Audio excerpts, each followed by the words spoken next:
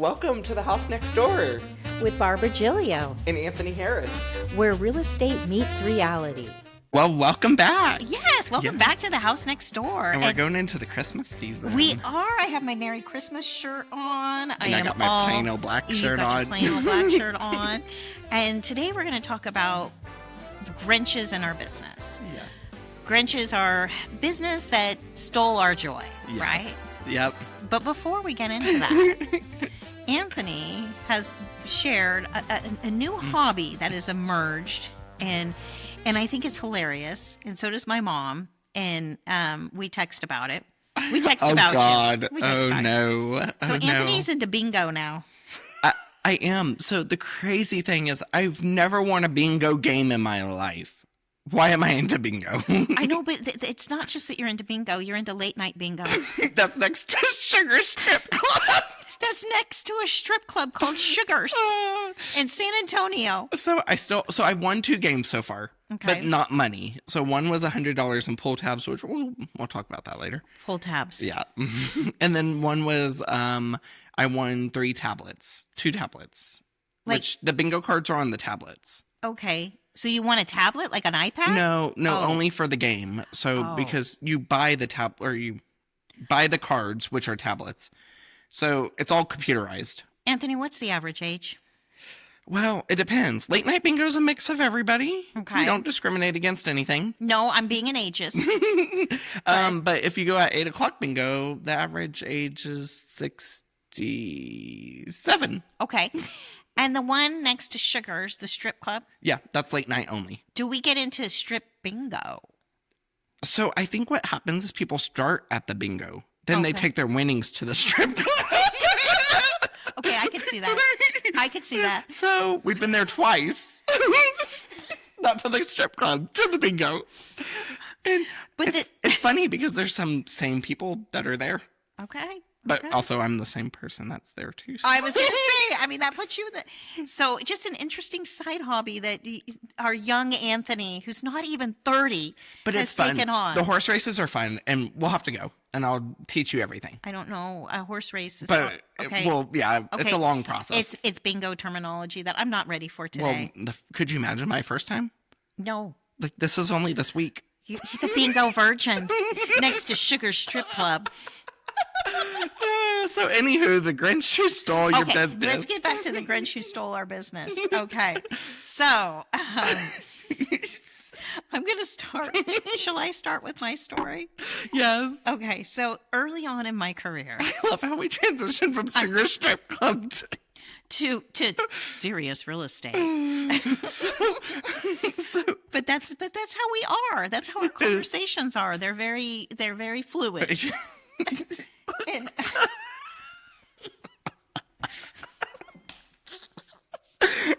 I told him not to let those damn dogs out.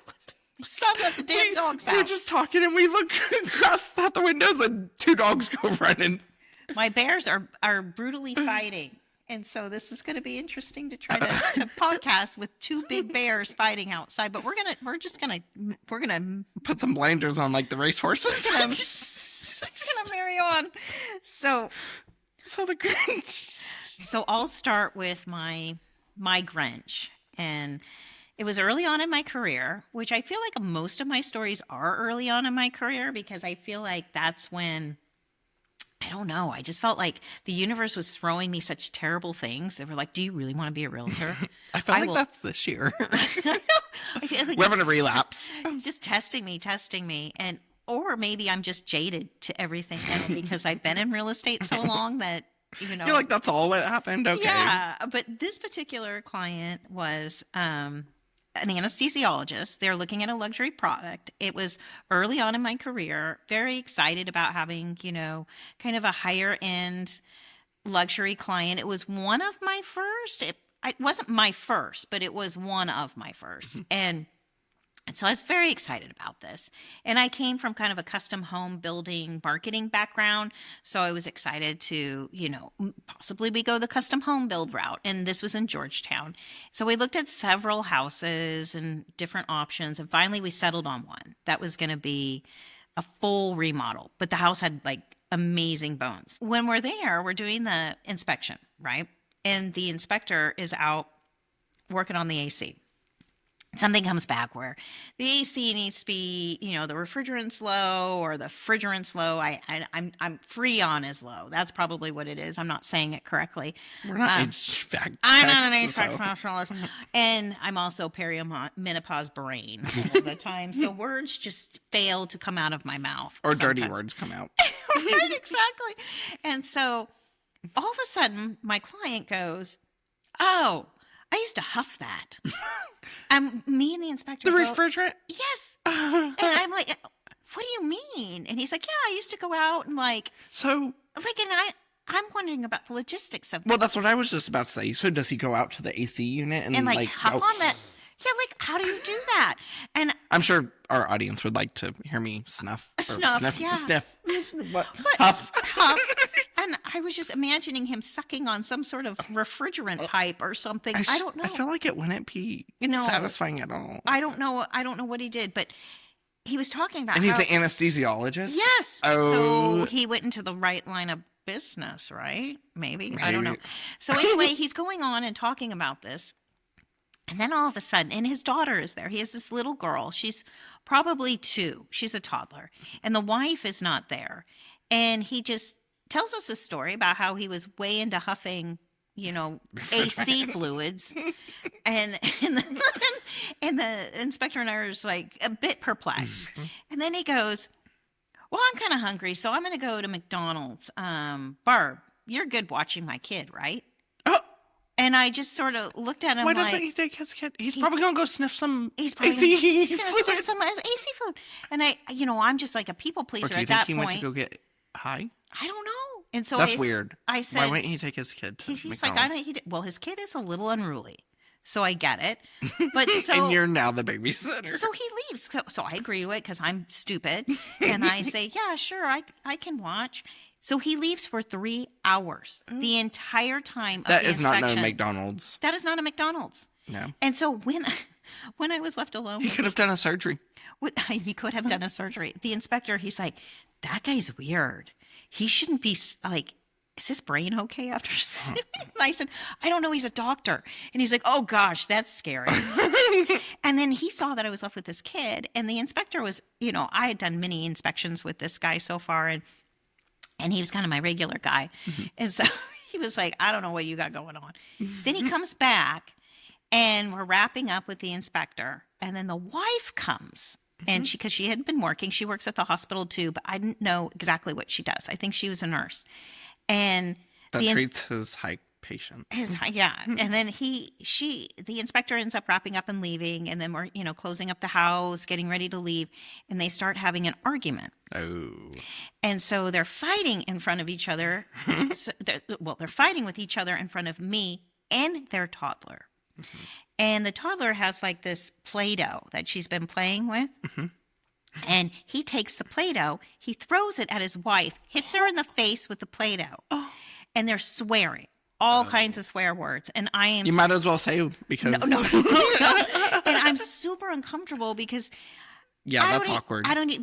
They were always bickering at each other. So this couple, every time we looked at a house... So they're no longer married. They're bickering. And I just always am just trying to stay neutral and, the house, because I don't get involved in that. I just sort of step away. And this time I'm just standing there with Play-Doh getting thrown. After he sniffed the AC. After he sniffed the AC for 3 hours. And then he turns to me and he says, "Well, maybe I should just marry Barb. Maybe I should just get with her and divorce you." And I was like, excuse me, I'm married. I'm not on the table. I'm not. What are you even saying? I am a realtor. What are you guys saying? I'm your realtor. He's like, yeah, maybe I should just marry her. How would you like that? And I was mortified. You're used as a negotiating. Yes, I was mortified. I was just standing there like, what am I? And I just said, "Is this with your old brokerage?" This was with Home City. Oh, okay. I was thinking the other one. Yeah, and I just said, and I was like, I'm not on the table. I'm married. I don't know what's going on here. I can't. I just stepped out and I'm like, no. I'm like, no, we're not getting me involved. And I stepped away. And then, I locked up the house. I'm like, it's time to go. Let's go. We got him out. Blah, blah, blah, blah, blah. Big surprise, they terminated on that one. Because he's marrying Barb. Marrying me? Who says that to their agent? Could you imagine? Who says it in front of their wife to their agent? After they threw Play-Doh at her face and confessed to huffing. That poor woman. Huffing AC fluids. You know it was his fault. Everything. Oh, I know. And so then we started looking at houses again because we took a little break after that, and I should have fired them, but I didn't know any better, and it was early on in my career, and I was like, well, this is just real estate. And it's a luxury deal. So. Yeah, and it's just real estate. So then I got him with... I thought you were going to say you got him a present. No, I got him with new construction. So we're doing custom home, new construction. So we go down this whole path, and it takes several months before we finally get to, we're going to be building this house. Well, we terminate on that. And so we're not doing that. So then Did they get in a fight? Yes, they're always fighting.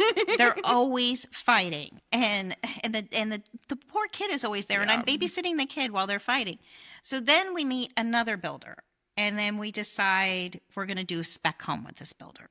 But he wants to customize things. So it's at a time where the builder was able to customize things, so he did. And we're under contract, we're moving forward. And he terminates. Well, he does terminate. But before then, he bought this really expensive Rolex watch, right? And he's, so the rule is when you're under contract with a house, you cannot buy cars, you cannot buy furniture. You can't buy anything that shows a big decrease in your cash or at all. Hits your credit. So he buys a Rolex. The lender calls me and says... Did he buy it on credit? Yes. And the lender calls me and says, we have a problem. Because they were already a little, Right on the cusp. Yeah. And so we have a problem. We're going to have to figure out how we can close. And so... So why are you buying a Rolex on credit? Yeah. That feels like it feels like if you're going to buy a Rolex, that's a cash deal. That's a cash deal. But I guess I've never had that issue, so. Yeah, I mean, I'm not, Nora, and I would not be buying a Rolex. Yeah. There's a lot of things I buy, not a Rolex. That's like the cost of a car. Yeah, or a really nice thoroughbred horse that I can keep in my backyard. I get your ag exemption. Yeah, I'll get my ag exemption. What, wildlife? And so anyway, we work through this. So the Rolex. Yeah, we've been fighting. Or I haven't been fighting. They've been fighting marital problems. Well, I can tell you why. Because he's buying a Rolex instead of a house. And instead of a house. And probably a car. He probably bought a nice car. He's so disrespectful to his wife. So disrespectful to his child. Disrespectful to me. Yeah. All of this. And I've been putting up with this now for probably about 6 months. Mm-hmm. And so we got through that obstacle. Then he gets mad because there's this 3-day period before you close, right? Where everybody's got to look at the seller's, the settlement sheet. Mm-hmm. Well, he didn't agree with that. And he didn't agree with the CD? Yeah, he didn't agree with the CD that we had to wait 3 days. He didn't agree with the time period or didn't agree with the... He didn't agree with the time period, which is a weird thing not to agree with. And then he also... But that's law. It is law. There's nothing we can do about that. And then he also didn't agree with how much his lender was getting. Like his lender's... Commission? His lender commission. How did he know that? Well, I guess it was on the CD. Oh. And so he saw, the fee. And he got really mad. Oh, like the origination fee. The origination fee. Origination. Yeah, exactly. Okay. And so we were talking about those fees, and we were talking about the 3 days. I mean, like I said, I get into lending enough to be dangerous, but I don't, I stay, we understand it. I stay in my lane. And so he was upset about the 3 days, and then he was upset about the origination fee and what his lender was going to be making, I guess, essentially off of this deal. But the lender had been working really hard, and nobody's in a nonprofit business. None of us are. Lenders make money, realtors make money, title company, all of us are in a profit this year business. I'm in a nonprofit. And so he got really mad, and he accused me and the lender of being in cahoots to make money off of him. And that's why I pushed this lender, which I never pushed the lender. Well, if y'all were married, the buyer and you, then it would have made a difference. Yeah, perhaps. And so, and I gave him 3 lenders. He chose this lender, and, the whole 9 yards. And he went in this whole really kind of crazy down spiral. kind of a paranoid thing Well, about. probably because he was too busy sniffing. Yeah, the AC. refrigerant. So he went down this whole path of how me and the lender conspired against him, and now he can't act because of the 3 days, which made no sense. And he was yelling at me, and he was just screaming at me on the phone. And again, early in on my career, I didn't totally know how to handle it. And I got triggered, as we talked about our ego flares. And I may have said something. I guess we got to know now because you bleeped out the last one. Yeah. So, what did you say? I said, I'll pay it. If you want $2,000 to close this deal, I will pay it. Well, that's better than what you told the other agent on the other deal. That's true. That's true. And I shouldn't have said it. But he'd just been screaming and yelling and yeah, when it comes down to that, it's like, we're done. He's accusing me of being fraudulent and unethical, and I wasn't. This is like, one, this is law, and two, this was always disclosed to him that his lender was not working for free. Yeah. And then he's turning it around on me, so I just got so frustrated. I'm like, fine, I'll pay it. I don't care. At this point, I just don't care. And that's all he wanted. And he got really mad and he said, I can't believe you said that to me. I can't believe you swore at me. And I'm like, well, yeah, it's not professional, but you've been yelling at me and you've been accusing me of something I didn't do. And he hung up on me.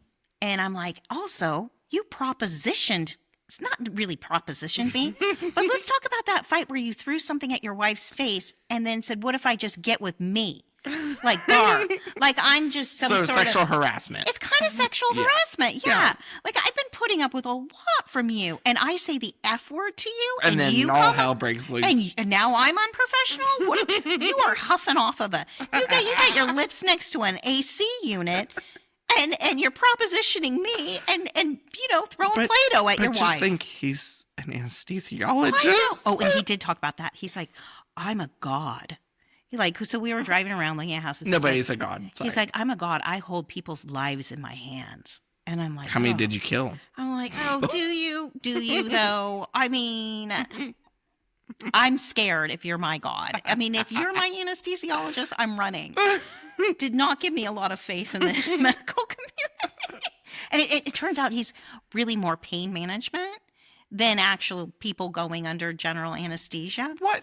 And so I was like, that's the thing. He's probably pain managing himself. Probably. I'm just saying. Yeah. Anyway, so he calls my team lead because at this time I was on a team. I was on that team with that male realtor that I didn't fancy so much. The one about the smokehouse. Oh. Where he was the leader. Yeah. And he's pretty, typical, kind of. Money motivated, not client motivated. And so he kind of. Is he still in real estate? Oh, yeah. He's on another team. Does he own the team? No. Okay. He's just on the team. Continue. And so anyway, so he kind of took over and handled it. Of course he made me, he's like, yeah, you shouldn't have said that. You shouldn't have done that. I'm like, well, welcome to, having a Bob's world. a newer agent on a team. This is some of the things you're going to have to deal with. And he better be happy you didn't do anything else. Well, and the thing is he didn't know the whole story of how abusive this man had been. And that was on me for not really sharing all of that. I probably should have, but as a new agent, you don't want to. I know, you think this is how life is. You think this is how real estate is, and these are the things you should handle when they're really things you shouldn't have had to handle. Yeah. And I should have fired him. My Grinch story is the same. Well, and so abusive. So he ended up terminating the day of closing. And so did they keep his earnest money? Yeah. They did. And it came that he just ended up not having the cash to close, and he never really had the cash to close. Because he bought a Rolex. And then the builder was stuck with all these modifications that he had done to the house. And, that's part of it. It is what it is. So he never bought. No, he never bought, and I never heard from him again. And it was a good lesson for me to learn on boundaries. Do you ever look up these people? No. You should go on tax records. I know. Or forewarn. Do you still have his phone number? No. And I know a lot of my friends that are realtors do forewarn, which I need to do more, but sleuth a little bit more than I do. I'm kind of like out of sight, out of mind. So my thing is whenever I can't go to sleep at night, Do you think about this stuff? Then I'm like, I wonder what they're up to. And then I'm like, so toxic trait. Okay, so tell us about your Grinch, because I dominated this whole podcast talking about my anesthesiologist who huffs, refrigerant. So my Grinch is this fat old lady that lives in Idaho. Okay, what's wrong with being fat? Let's not fat shame. Well, I've never seen her. So you're just being mean now, Anthony. You're just being mean. Okay, and you're being an ageist on top of it. Okay, so and a fattest. Reframe. A Buddha. Reframe. Buddhist peaceful. Oh, no, I did not. Okay, cut that. Yeah, refrain. Okay, so who's your Grinch? So, Carol. Okay. Carol. And not Christmas Carol. No, we call her Bitchy Carol. BC. BC. So for Christmas. Bitchy Carol? Yes, and it was before Christmas. So, yes. So, I had a short sale. Oh. And for those that don't know, short sale is pre-foreclosure. Yeah. It's where the bank takes short money on what's owed. But in reality, with this one, I don't think they lost any money because they made all their interest up front, and we weren't taking that much of a hit. So Carol was our assigned point of contact With the bank. Yes. Okay. And she was a work of art from the very get-go.